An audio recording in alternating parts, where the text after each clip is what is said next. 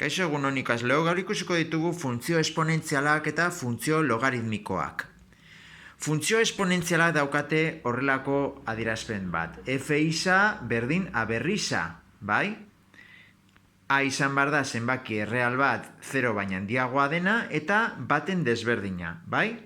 Positiboa bada a hau izango da funtzioa gorakorra. Baldin bada negatiboa, izango da berakorra. Hau da 0 eta bat artean denean parametro hau, bai?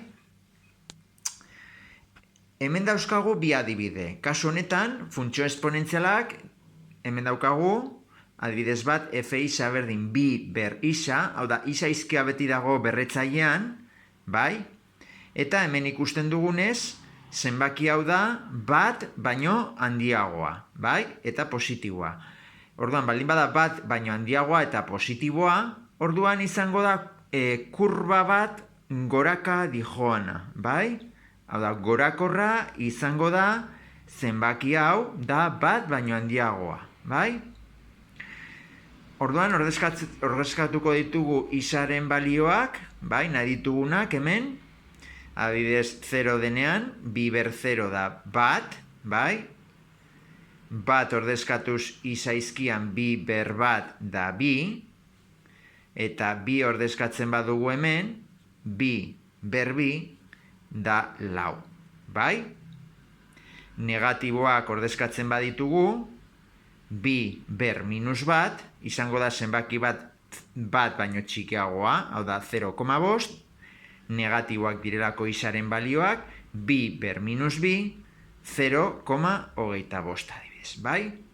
Orduan, puntu hauek jartzen dituzue grafikoan, hau da, minus bi 0,25 hemen, minus bat 0 eta erdi da minus bat 0 erdi hemen, 0 bat, hau da, 0 denean ida bat, isa bat denean ida bi, isa bat denean ibi, isa bi denean lau da, bai?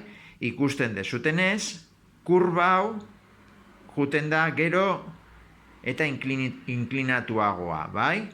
Balioak izango dira geroz eta handiagoak isa igotzen den heinean, bai? Eta bestaldetik hemen, alde negatiboan, isaren alde negatiboan, kurba, bai? Juten da pizkanaka, zerora hurbiltzen, bai? Baina inoiz ez du ikutuko i berdin 0 zuzena, bai? Edo isa ardatza. Inoiz ez du ukituko, bai? Ikusten zuten ez da kurba bat horrela, bai? Hemen ikusten zukute, definizio eremua da guztia, R, eta jarraia da R osoan, bai? Kurba hauek jarraia dira R osoan, bai? Eta gero ikusten badezute, mozten du ardatza beti 0 bat puntuan, bai? Ardatza mozten da 0 bat puntuan beti, Eta gero pasatzen da, justo, hemen baldin bada bi, bat artizan pasako da bi puntu honetan, ibi denean, bai? Baina berez da kurba bat horrela, bai? Goraka dijoana, bai? Eta izango du asintota bat i berdin 0 zuzenekoa, bai? Inoiz ez duelako ukituko izardatz hori, bai? Beste adibide honetan, bi izan beharrean izango dugu adez bat zati bi, bai? Ez bat zati bi isa ken bat, bai? Konstante honek adierazten digu asintota horizontal bat izango du minus bat i minus bat zuzenekoa, bai? Konstante honek esaten digu, bai? Bat zati bi da biren alderantzizkoa. Orduan, horrek zesan nahi du, grafikoa izan beharrean horrela, izango da, buelta eman da, beraka. Bai? Ikusten dezute, kurba hori beraka izango dela. Bai? Hemen jarra dezakezute nahi dituzuen balioak izan, eta ordezkatuz izan, ateratzen dira iren balioak. Bai? Eta aterako litzateke kurba bat horrela beraka, Eta inoiz ikutzen ez duena minus bat lerroan, edo i minus bat denean, bai?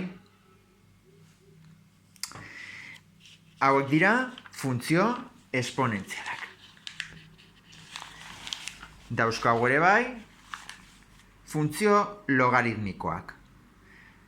Funtzio logaritmikoak dira funtzio esponentzialen alderantzizko funtzioa, bai?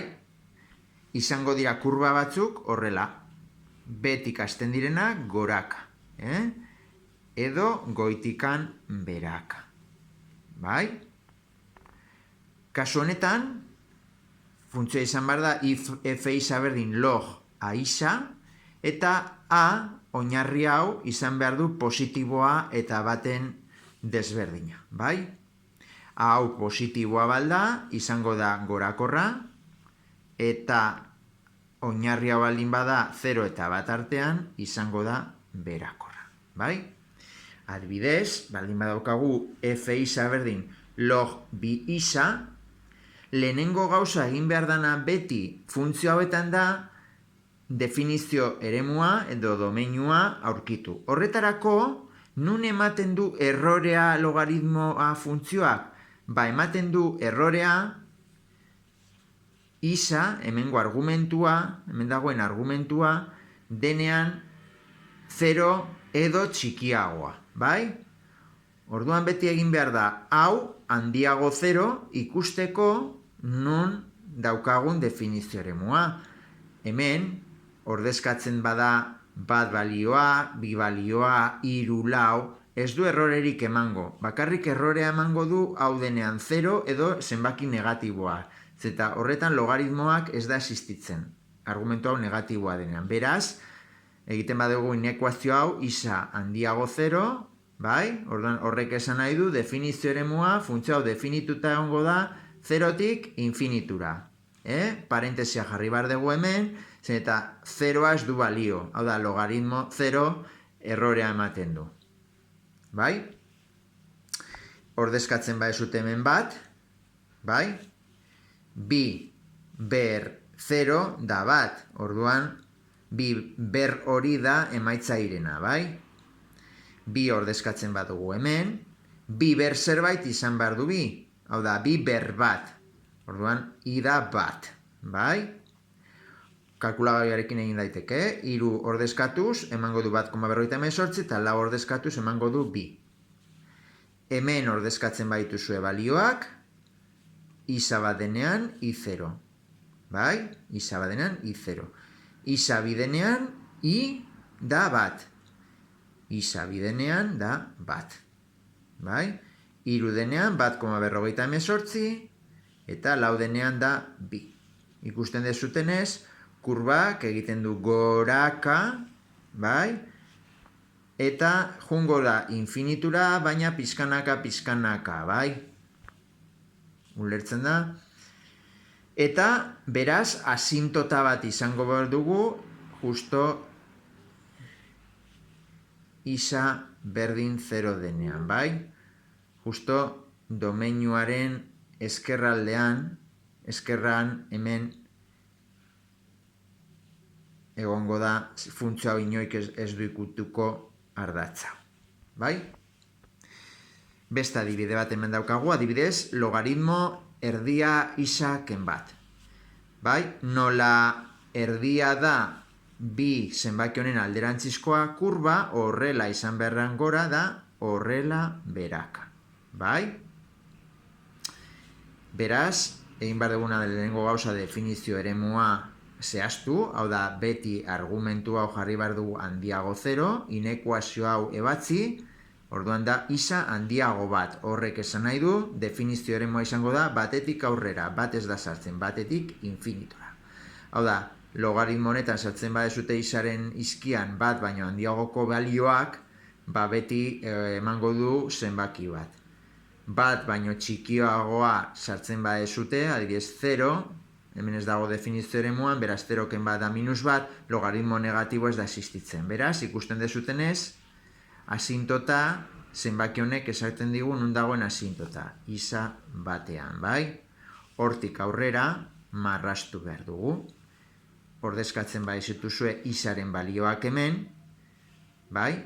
Kalkulagailuarekin egin, kalkulua eta ateratzen da iren balioak, bai? Jartzen dute isa bidenean i0, hemen, isa denean iru da -1, eta horrela. Isa berdin laudenean, -1,48, eta horrela, bai? Aterako litzateke funtzio berakor bat. Zergatik? Oinarria delako bat baino txikiagoa eta 0 baino handiagoa, bai? Funtzio hauek pasako dira beti bat 0 puntutik, kasu honetan. Oso argi dagoenez, bai? Hemen trasladatuta dago asuntoa, baina berez pasatzen dira bat 0 puntutik. Bai? Eta bukatzeko, esan behar dugu, funtzio logaritmikoa eta funtzio esponentziala alderantzizko funtzioak direla, bai? Hau da, beraien adierazpenak izango dira simetrikoak i berdin isa zuzenariko. Logaritmikoa izango da horrela, eta esponentziala izango da horrela goraka. Ispilu bat jartzen dugu i berdin isa zuzenean, eta simetrikoak izango dira. Bai? Hau da, funtzio esponentzial eta logaritmikoei buruz jakin behar dezutena.